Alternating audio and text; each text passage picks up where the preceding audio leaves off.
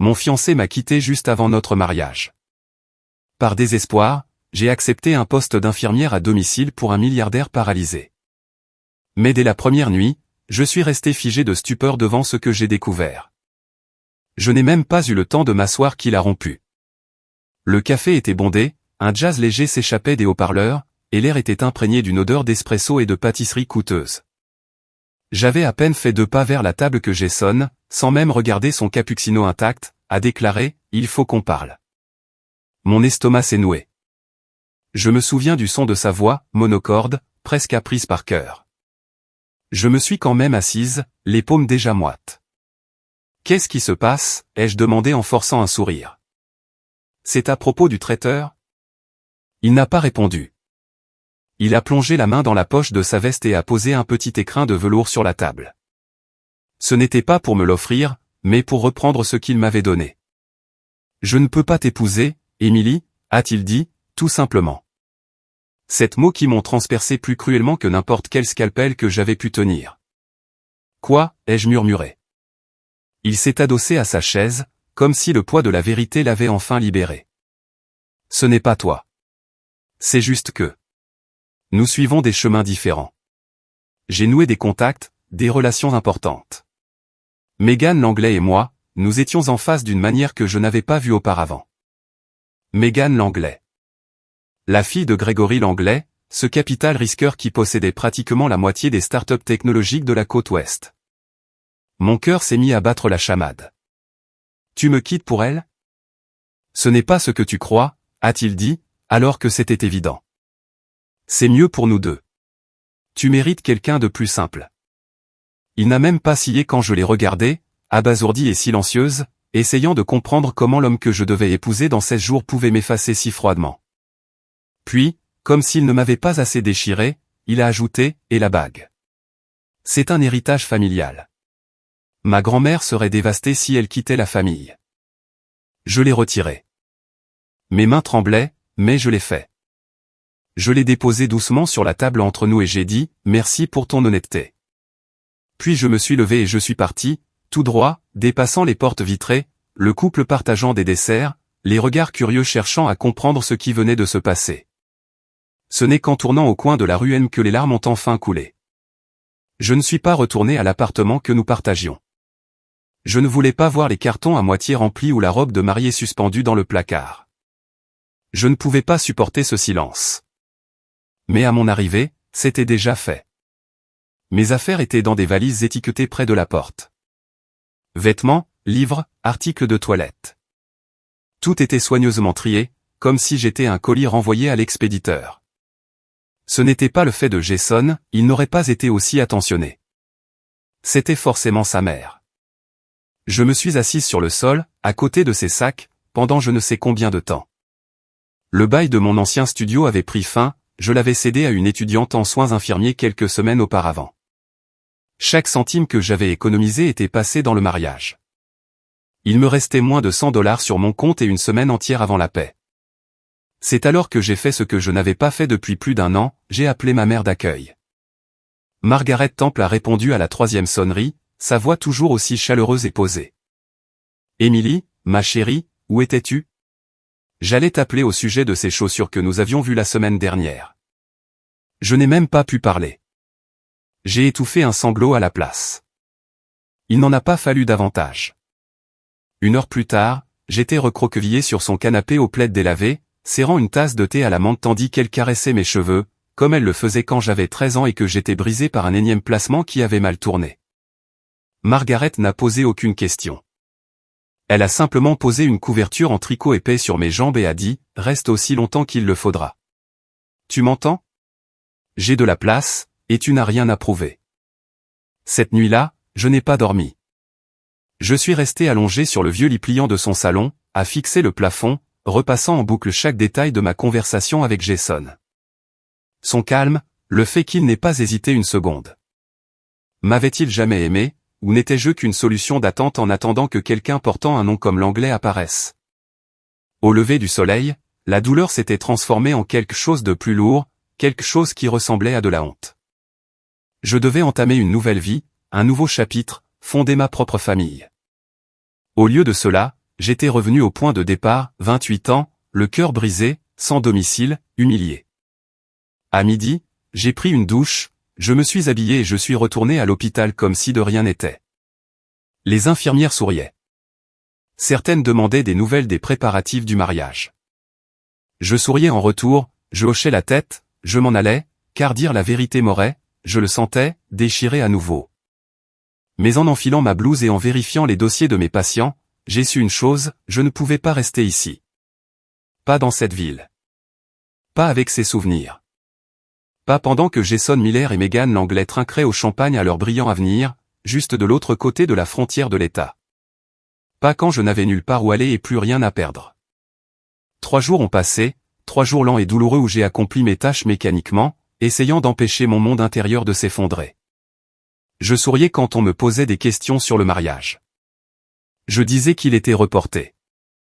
Je disais que Jason avait un voyage d'affaires imprévu. Je disais que tout allait bien. J'en disais trop. Mais le 3e jour, alors que je vérifiais les solutés dans la chambre 8, Rachel, notre infirmière en chef directe et pragmatique, a passé la tête par la porte. Tu cherches toujours une échappatoire miraculeuse pour quitter cet endroit. J'ai cligné des yeux. Quoi? Elle m'a fait signe de venir dans le couloir et a baissé la voix. Tu te souviens de Lily, en neurologie? Elle a pris un poste de soins privés il y a un mois, logée sur place, très bien payée, mais elle a démissionné la semaine dernière. Elle ne supportait pas le type. Quel type? Rachel a haussé un sourcil. Un magnate de la tech, riche, paralysé. Il vit à Cypress Hill, dans une de ses maisons. Qui construit encore des maisons pareilles?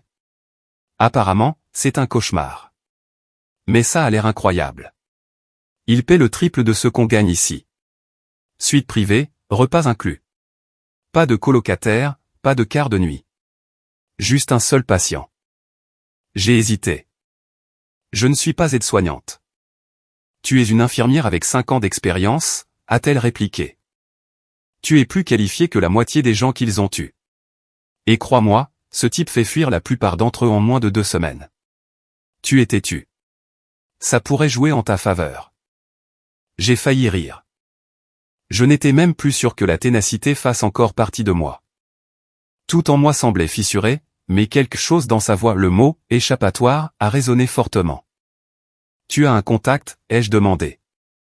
10 minutes plus tard, elle me tendait une petite carte avec un nom écrit en cursive élégante et tranchante, Margaret Temple, gestionnaire de domaine, et en dessous, un numéro. Il m'a fallu attendre minuit pour appeler.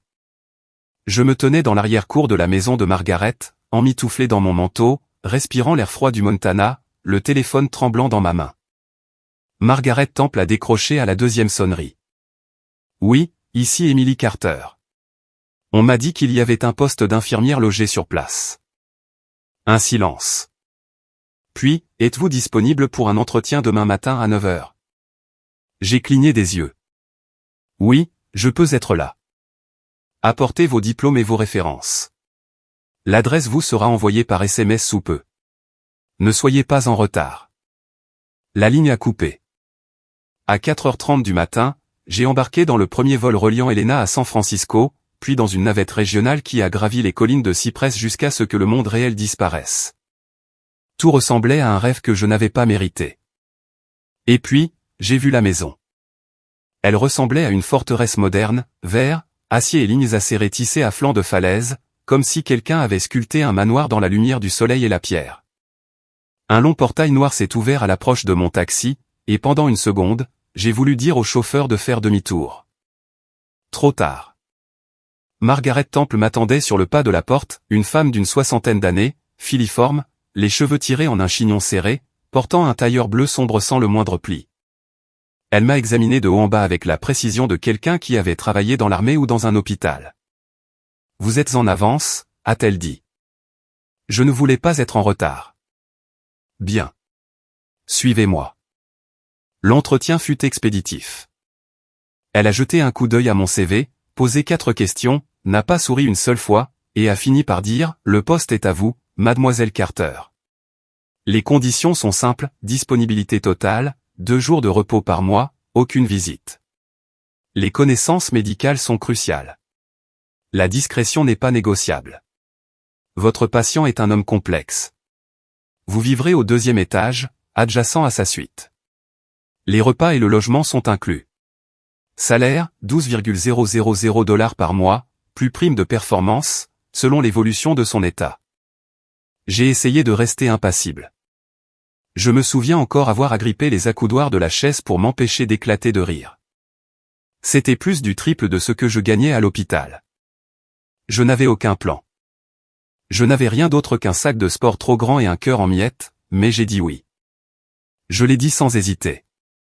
Margaret a fait glisser un dossier sur la table. C'est votre contrat. Examinez-le avant demain. Votre patient est Monsieur Ryan Hay. À ce moment-là, ce nom ne signifiait rien pour moi. Il signifierait bientôt tout. Le lendemain matin, je me tenais devant sa porte, dossier en main, le cœur battant. Le couloir était silencieux, étouffé par ce genre de moquette qui absorbe le bruit des pas.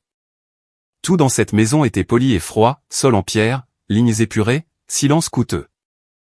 Margaret se tenait à mes côtés, son presse-papier serré contre sa poitrine. « Êtes-vous sûr de vouloir ça ?» a-t-elle demandé sans me regarder. J'ai signé le contrat. Ce n'est pas ce que j'ai demandé. J'ai dégluti. Oui. Elle a frappé 2 fois, puis a ouvert la porte sans attendre de réponse. La pièce était immense, trop immense. Plafond voûté, mur de verre donnant sur une forêt de séquoias, la lumière du soleil baignant les parquets clairs. Cela ressemblait moins à une chambre qu'à une salle de trône construite pour un fantôme. Il était près de la fenêtre dans un fauteuil roulant noir élégant, le dos tourné. « Monsieur Hay », a dit Margaret d'un ton sec, « votre nouvelle infirmière est arrivée, Emily Carter. » Il ne s'est pas retourné tout de suite, restant assis là, les doigts tapotant lentement l'accoudoir. Puis il a pivoté, et mon souffle s'est coupé. Je ne sais pas ce que j'attendais d'un homme plus âgé, peut-être quelqu'un de fragile, mais Ryan Hay était jeune, la trentaine, grand même assis, les cheveux courts et sombres, une mâchoire carrée, des yeux comme du verre taillé. Et pourtant, il se dégageait de lui une profonde lassitude. Sa peau était pâle, sa stature fine, mais son expression. C'était son expression qui m'a alerté. Il me regardait comme si je le décevais déjà. Alors, a-t-il dit, la voix basse et tranchante, ils m'en ont envoyé une autre. J'ai ouvert la bouche pour parler, mais il m'a coupé. C'est quoi le pari cette fois, Margaret? 1 semaine? 10 jours? Margaret n'a pas répondu. Elle a seulement dit, je vous laisse faire connaissance, et elle est partie en fermant la porte derrière elle. Le silence s'est étiré. Je ne suis pas ici pour parier, ai-je dit enfin. Juste pour faire mon travail.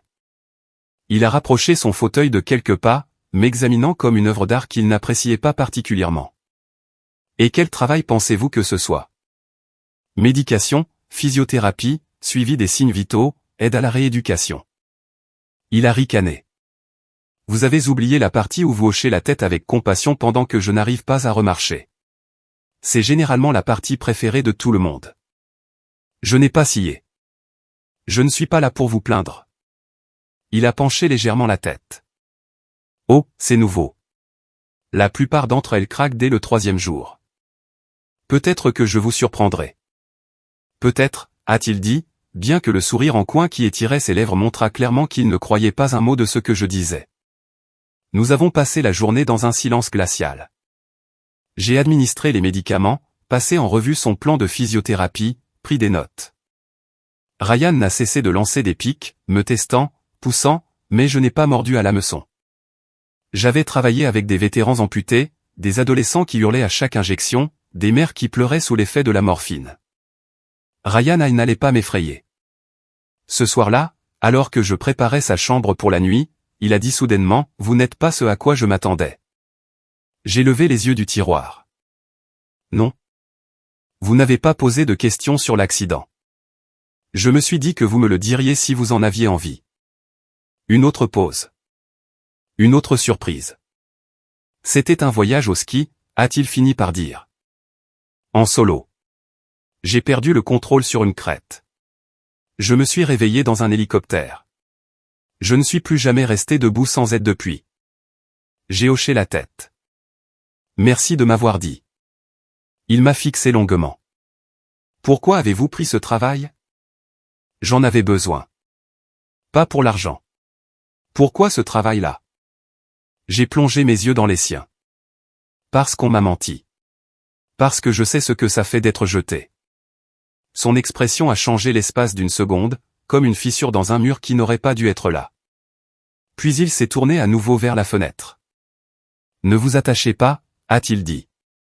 Je ne connais ni la gratitude, ni l'amitié. Tant mieux, ai-je répondu. Je ne connais pas les illusions. Il n'a rien ajouté après cela, mais il ne m'a pas renvoyé non plus. C'est arrivé la 5e nuit. Je n'étais pas censé être réveillé, mais le vent hurlait dehors depuis minuit, secouant les fenêtres comme un fantôme agité qui n'arrivait pas à décider s'il devait entrer ou rester dehors. Je me suis levé pour fermer les stores et j'ai aperçu une lumière allumée dans le gymnase de l'aile ouest, un endroit où Ryan ne laissait jamais personne entrer seul. Au début, je l'ai ignoré. Je me suis dit qu'il s'était probablement endormi en regardant la télévision. Mais quelque chose m'a poussé, quelque chose de calme et d'instinctif. J'ai enfilé mon gilet, j'ai marché à pas feutrés dans le couloir silencieux et j'ai poussé la porte du gymnase juste assez pour jeter un coup d'œil. Et ce que j'ai vu a tout arrêté. Ryan a été debout, pas complètement, pas sans aide. Il agrippait des barres parallèles, ses bras tendus par l'effort, la sueur coulant sur ses tempes, ses jambes tremblant sous lui, chaque muscle crispé. Mais il le faisait, lentement, avec détermination, pas après pas, douloureusement. Mon souffle s'est coupé. Il ne m'a pas remarqué au début, il était trop concentré. Mais le léger craquement de la porte m'a trahi. Il s'est tourné, m'a vu, et son expression est passée instantanément de l'effort à la rage. « Qu'est-ce que tu fais là » a-t-il aboyé. J'ai entendu quelque chose.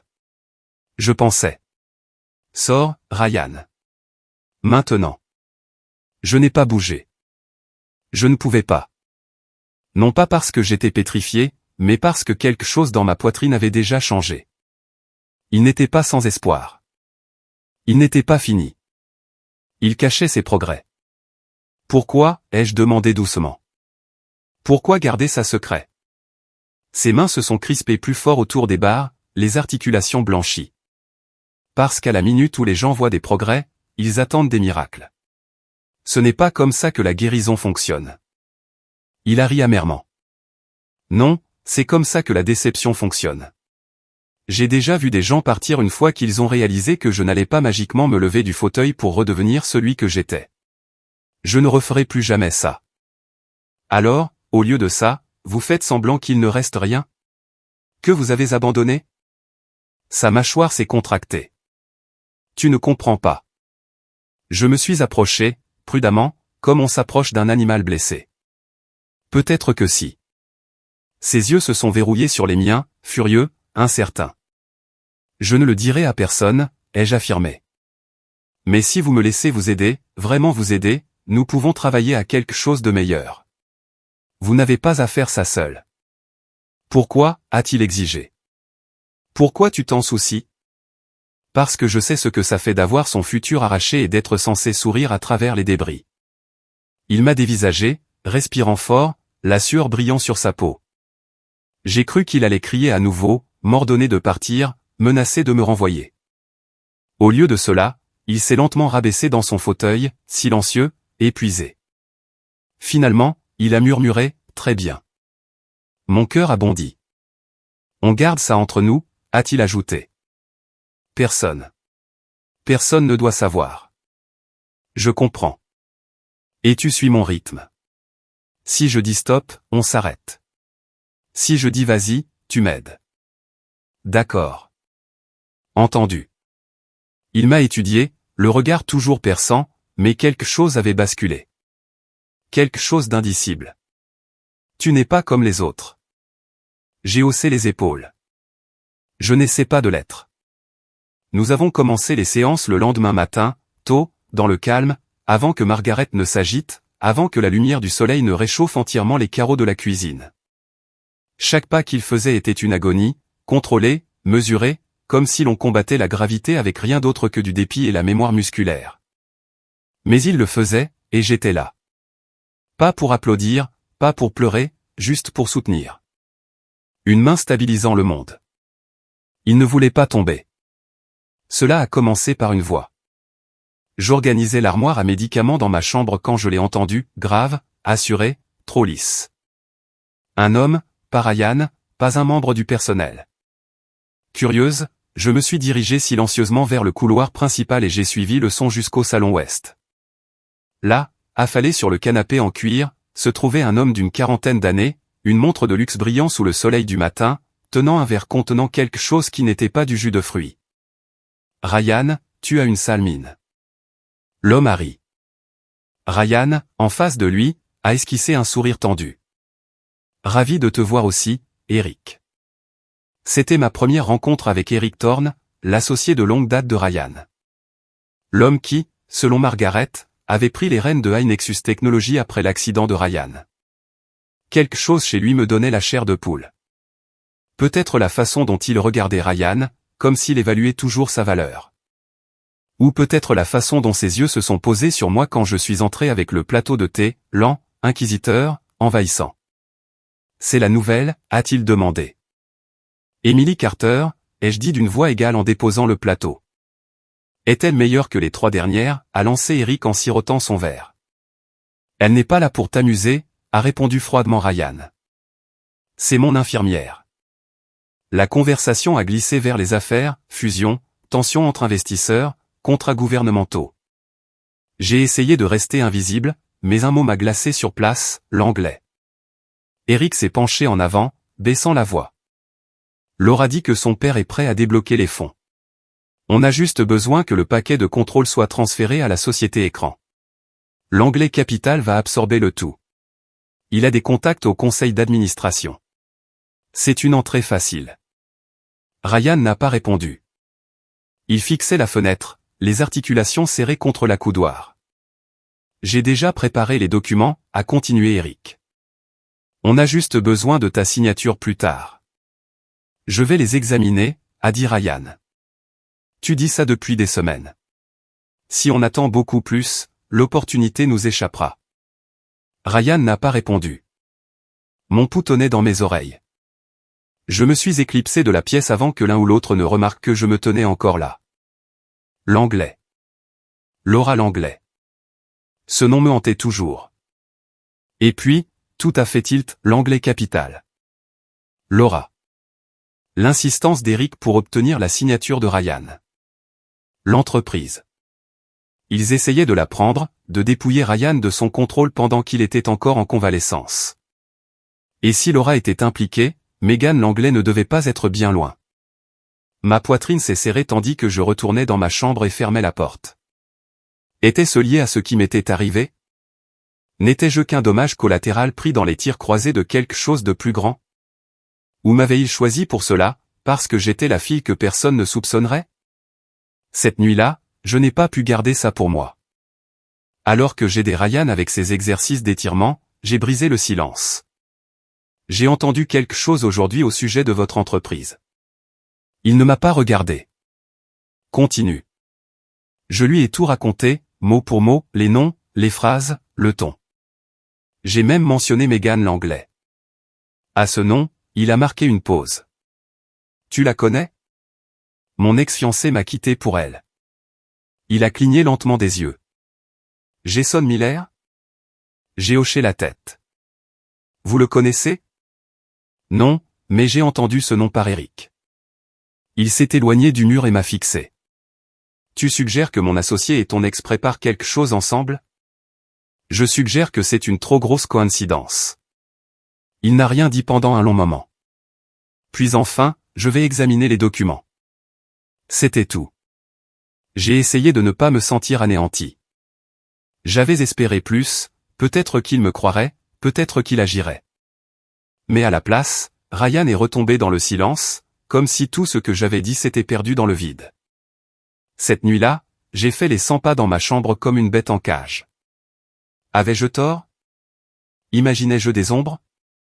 Ou pire, avais-je raison et personne ne me croirait jamais? Le lendemain matin, il a frappé à ma porte. Il ne frappait jamais. Quand j'ai ouvert, Ryan était assis dans son fauteuil roulant, un dossier sur les genoux. Tu avais raison, a-t-il dit. L'Anglais Capital n'investit pas seulement. Les documents transfèrent les droits de décision et la propriété à une société holding qu'Eric a créée il y a 2 mois, cachée sous plusieurs strates. Mon souffle s'est coupé. Je veux que tu m'aides à les arrêter. Il m'a tendu le dossier.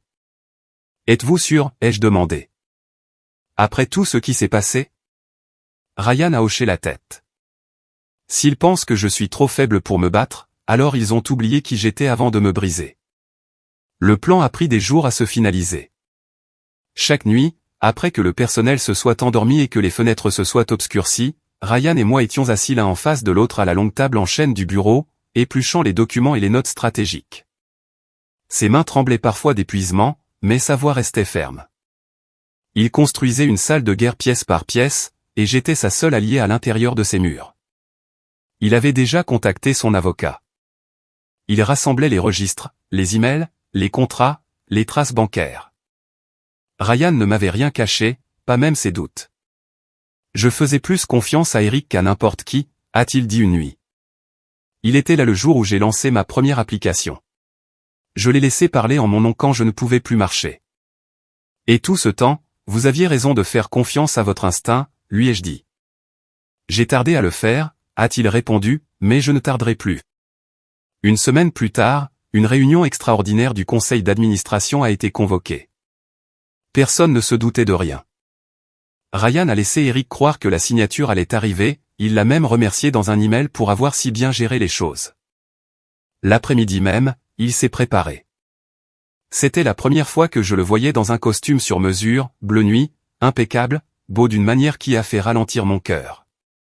Son corps était encore faible, mais quelque chose dans sa façon de bouger fier, droit a rendu l'air de la pièce électrique. Il s'était entraîné à marcher jusqu'à la table du conseil avec une canne. Juste 10 pas, puis 15, puis 20. Je veux qu'ils le voient, a-t-il dit, de leurs propres yeux. Le jour de la réunion, nous sommes arrivés avec 15 minutes d'avance. Le bâtiment n'était que vert, chrome et un silence trop lourd.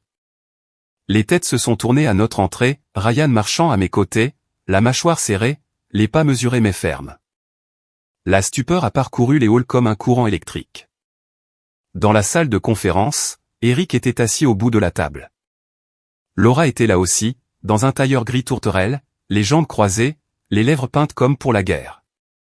Et à côté d'elle, Jason. Il paraissait plus petit que dans mes souvenirs, toujours beau, toujours arrogant, mais moins raffiné à présent, comme quelque chose d'emprunté qui n'aurait pas été rendu en parfait état.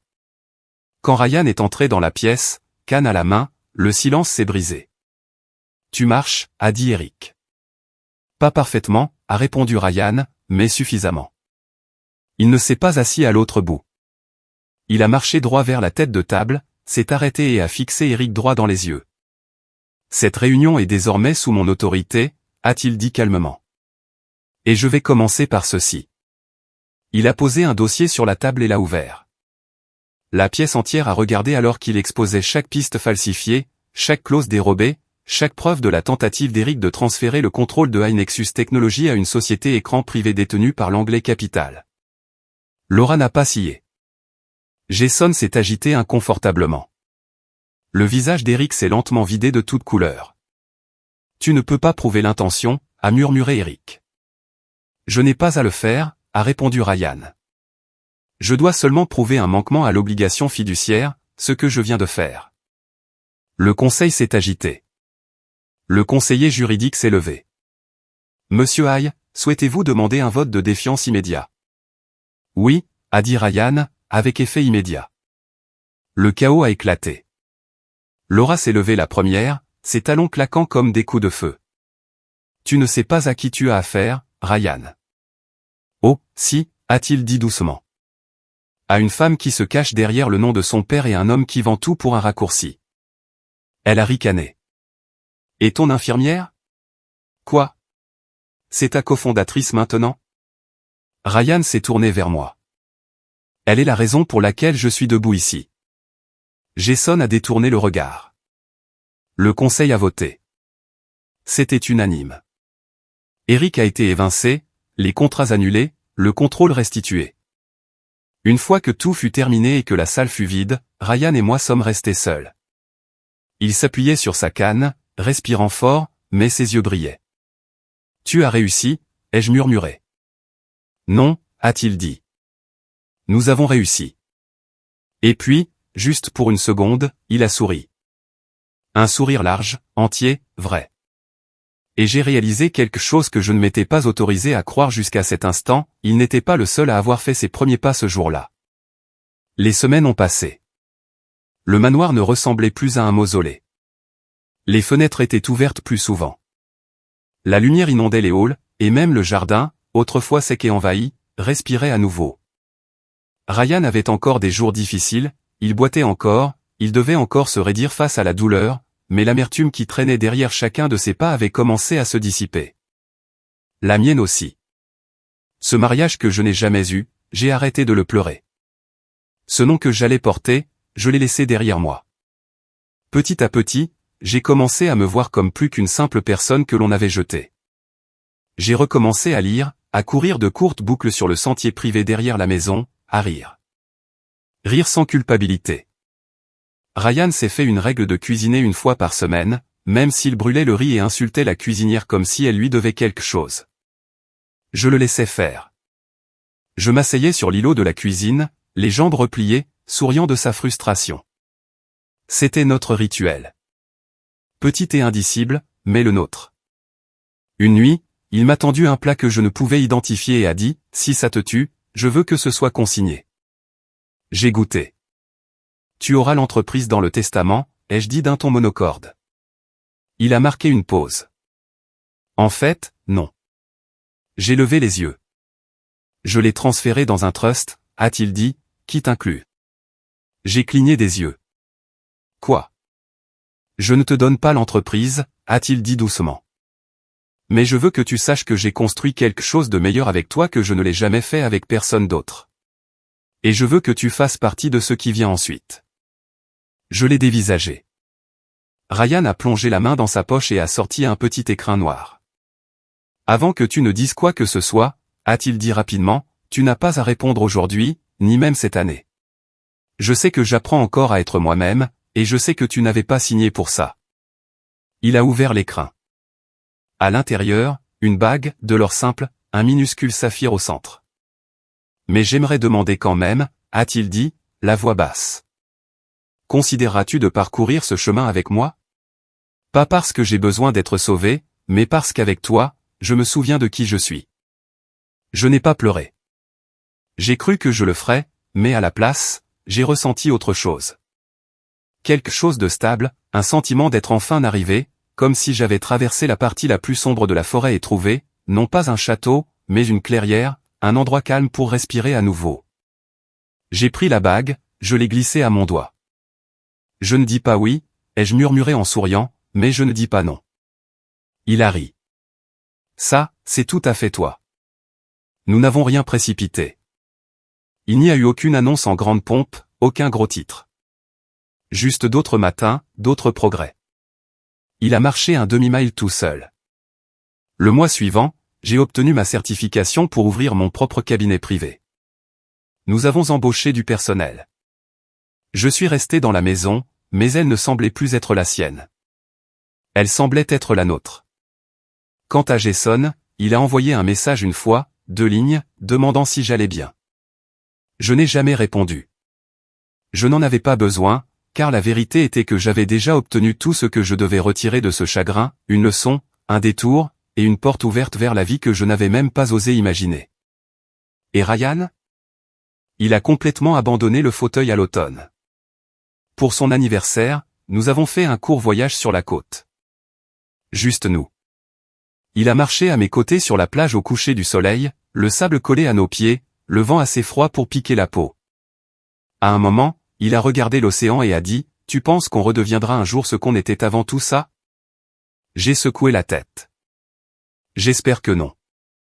Il s'est tourné vers moi, et j'ai ajouté, « Parce que ce que nous sommes devenus est bien meilleur. » Il n'a pas répondu. Il a simplement pris ma main et ne l'a plus lâchée.